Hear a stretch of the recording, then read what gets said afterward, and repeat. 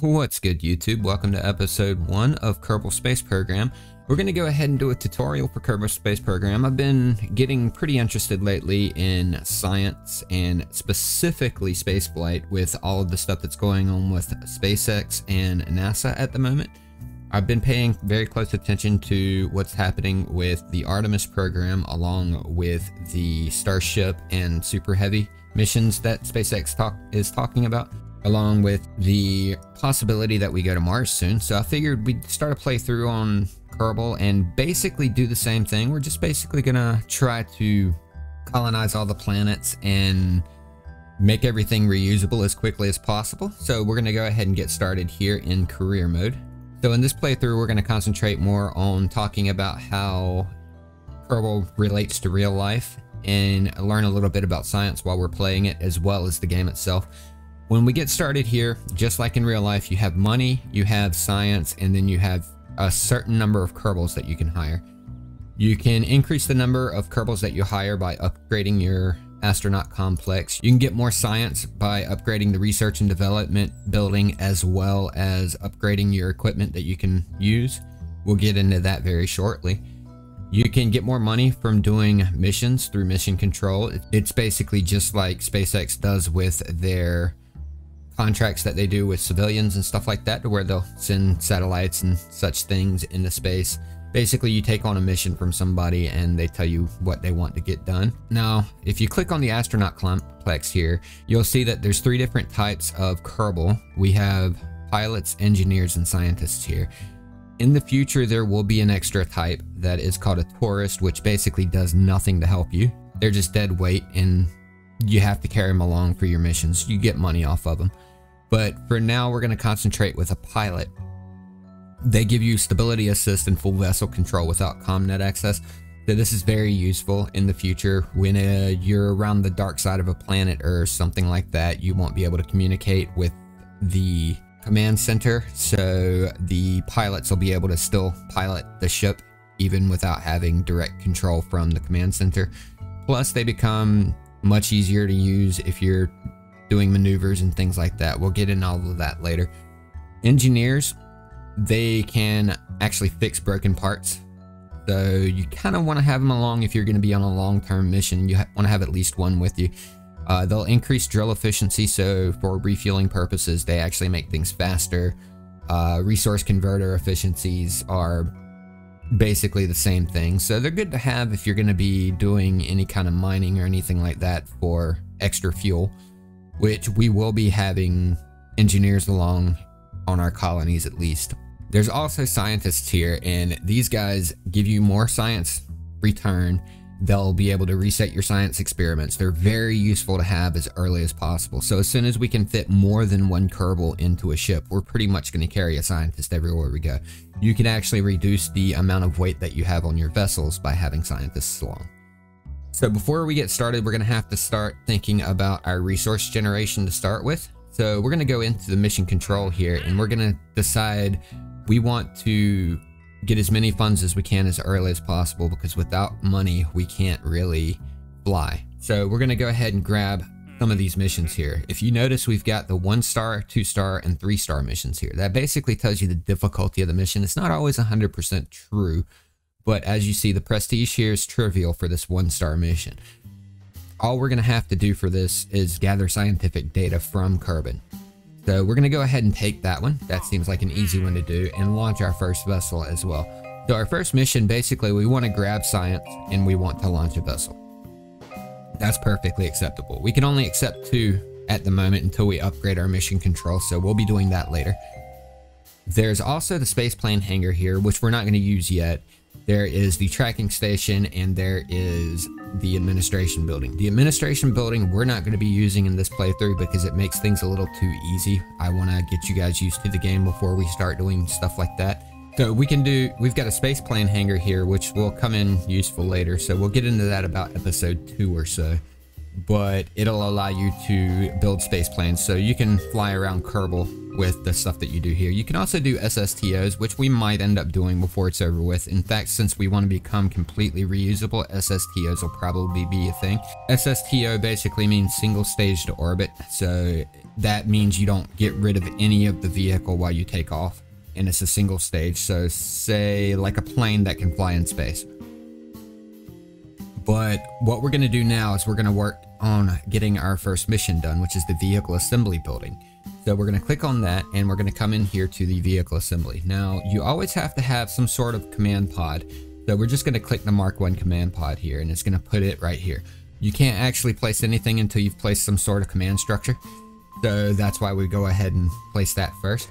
Now we can attach all of this stuff. If you see there's a little green and black ball here on these items, that basically tells you that's where your snap points are. So if you drag it up here, it'll snap in, and we can just click to put the point or part down, which is fine. And I'm moving the mouse around by right clicking here, or moving the view around by right clicking and holding it down and moving the mouse around.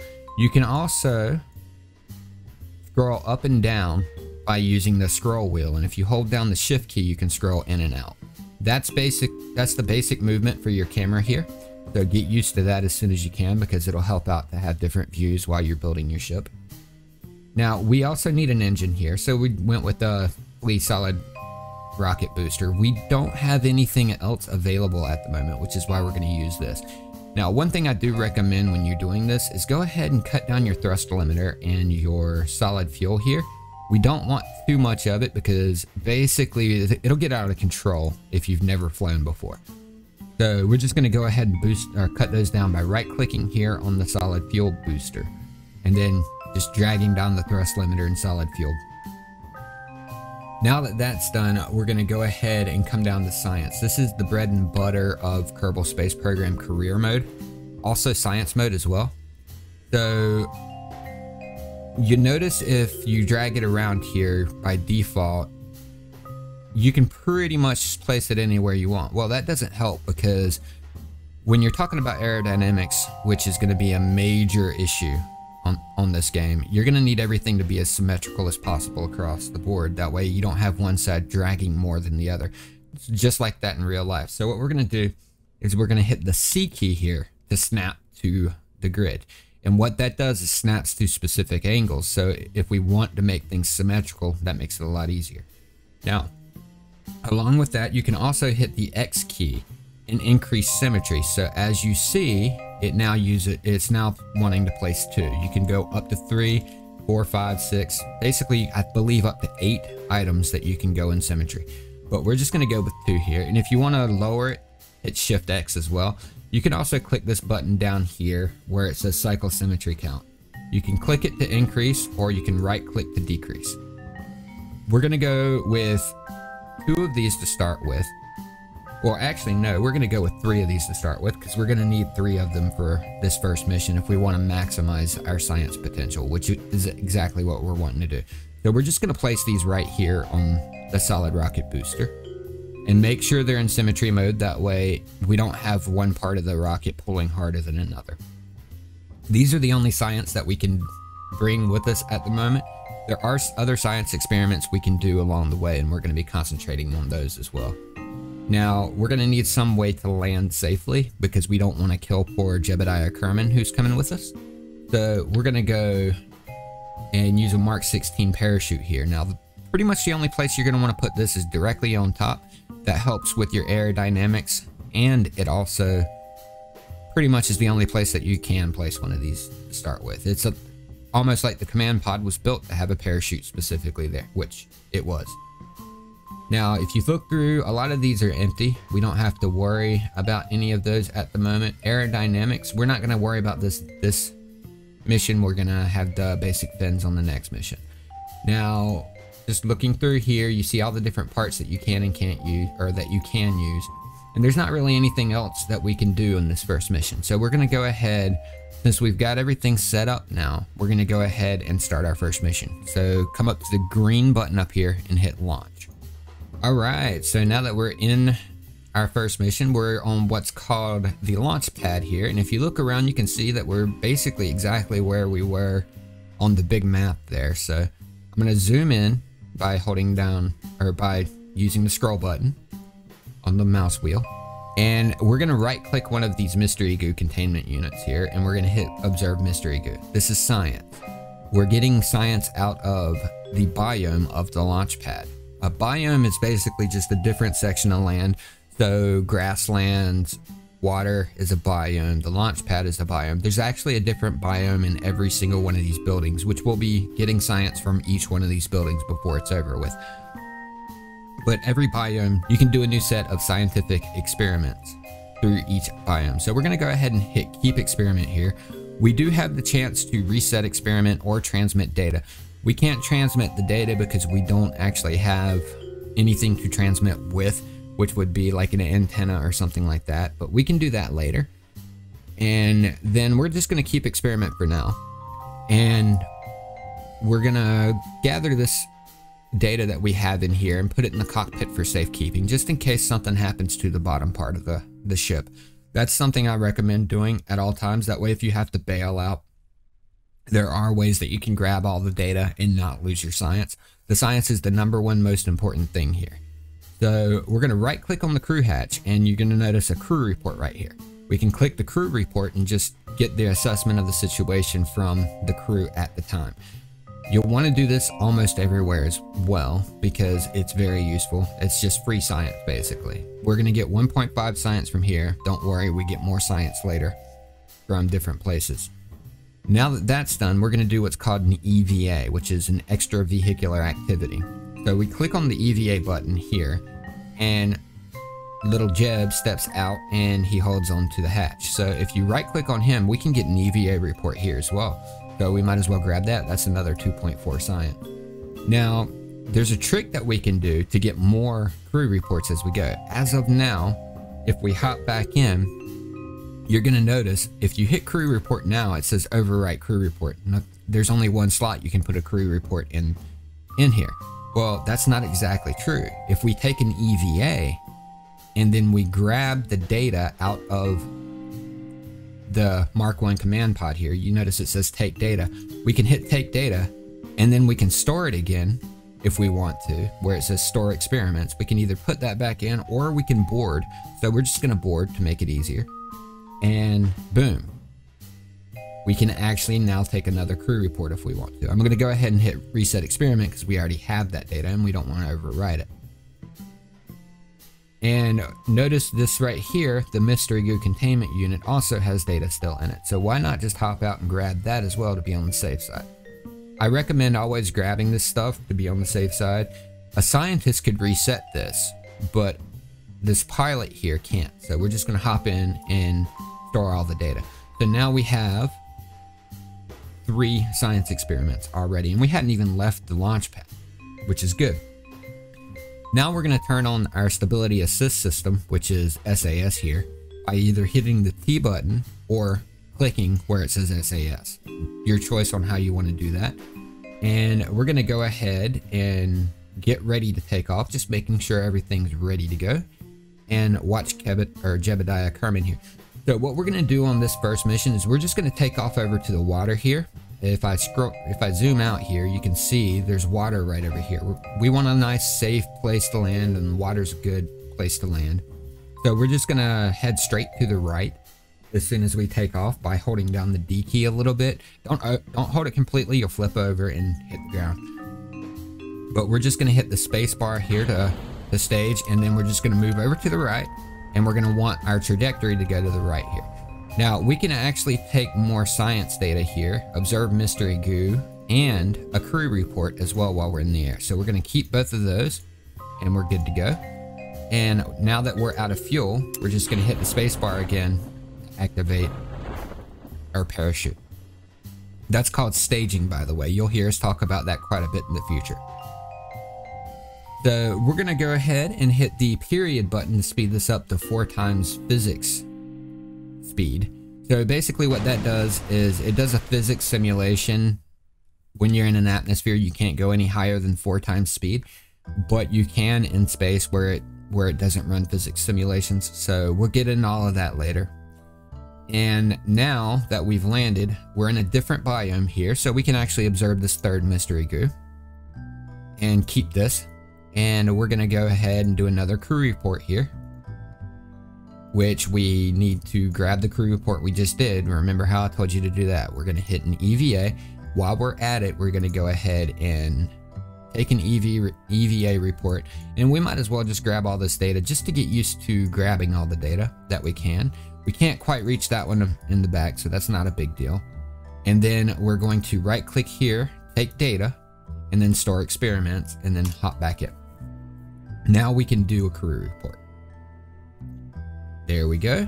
And if we want to review all of our stored data to see what we've gotten so far, we've gotten the observation, or the mystery goo observation from the launch pad. All we have to do is hit the review report here, and we're going to hit keep for that. We're going to say EVA report on Kerbal shores, so that's when we stepped out here. Okay, we're going to keep that experiment. A mystery goo observation while flying, good, keep that experiment. Crew report while flying, good. Crew report from launch pad, good. Crew EVA report from launch pad, good. So it looks like we may be done with everything here. Let me make sure that we've got all of our science before we head out, and I believe we do. Yes, okay, so this is the one I was wondering about, the Kerbal shores. We did take an EVA report while we were out, so we're just going to keep everything, and then we're going to come up here to recover vessel and click that. We should have 40 to 41 science when we come in. Yes, we have 40.6 science, as you see. We actually gained 40 science from that, and we gained science from recovering parts as well. That's something you do. If you click here on parts, you're going to notice that it says 3,495 funds from recovered parts. So the only thing that we didn't recover was the solid fuel that we had and the monopropellant that we had.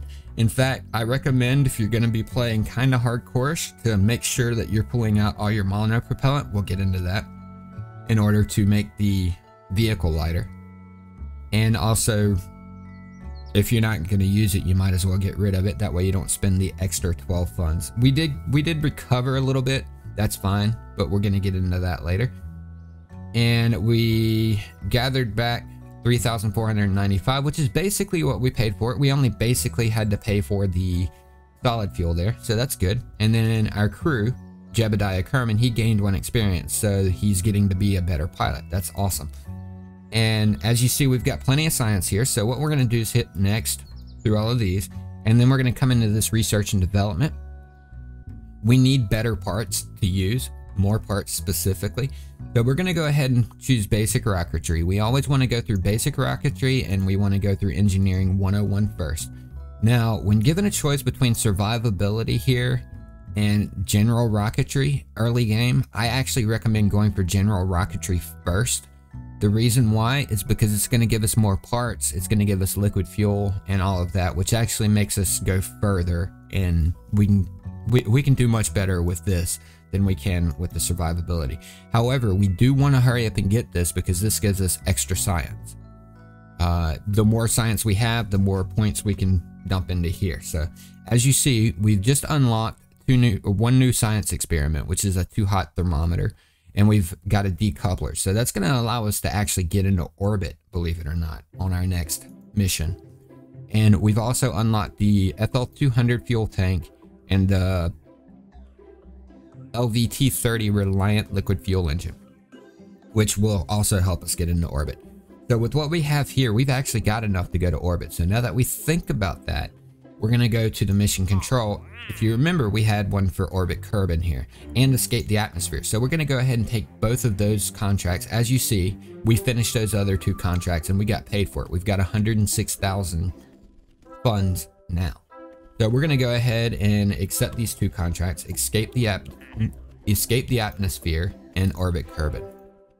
Alright, so we've got our 2 max active contracts at the moment. We can actually increase that later, so we're going to be shortly enough.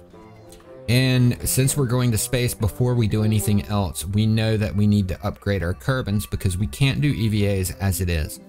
We can only do EVAs when we're on Kerbal. If you look here, right click here, it says Kerbals can disembark only on Kerbal. That basically means, yes, you can do EVAs, but you have to be landed on Kerbal. Well, we're going to go to space, and we're going to be in space and orbiting in this next mission. So we're going to go ahead and upgrade this so we can do EVAs pretty much anywhere we want. So we're going to hit that to upgrade, and that leaves us with 59,497 funds, which is enough to get to orbit. Thank you for watching the video all the way through. If you haven't already, please drop a like to let me know that you did. Also, if you're new here, think about hitting the subscribe button and the notification bell to be alerted when new videos go live. If you like what you saw and you want to see more, click one of the videos on your screen now. Thank you. Have a nice day.